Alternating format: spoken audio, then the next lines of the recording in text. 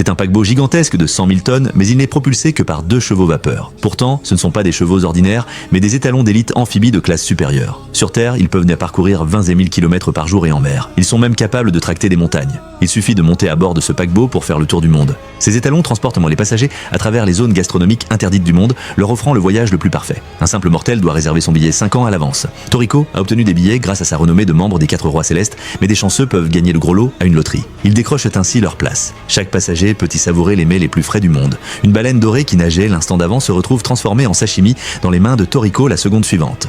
Après un délai inconnu, le paquebot accoste aux portes de l'enfer. C'est ici que se dresse la prison qui retient Zebra, l'un des 4 rois célestes. C'est également la destination de Toriko et Komatsu, venus accueillir Zebra à sa sortie de prison. Il existe dans le monde 3 prisons qui terrorisent les criminels. La première, 20 000 lieues sous les mers, est une prison sous-marine où la pression écrase instantanément toute vie. La deuxième, perchée à 10 000 mètres, est une prison céleste constamment entourée d'éclairs.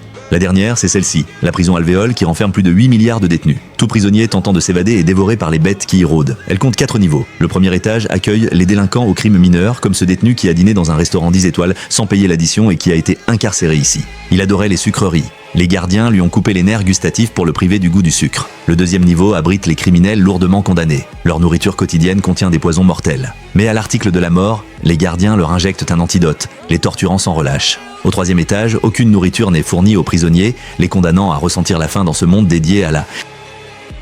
Zebra, criminel extrême, est enfermé au dernier niveau. 4 chaînes le retiennent. Toutes les 2 heures, 4 créatures terrifiantes l'écartèlent par ces chaînes. Komatsu est très curieux. Quel crime a-t-il commis pour un tel châtiment? Et comment survit-il indemne à cette torture? C'est alors que la voix de Zebra résonne aux oreilles de Komatsu.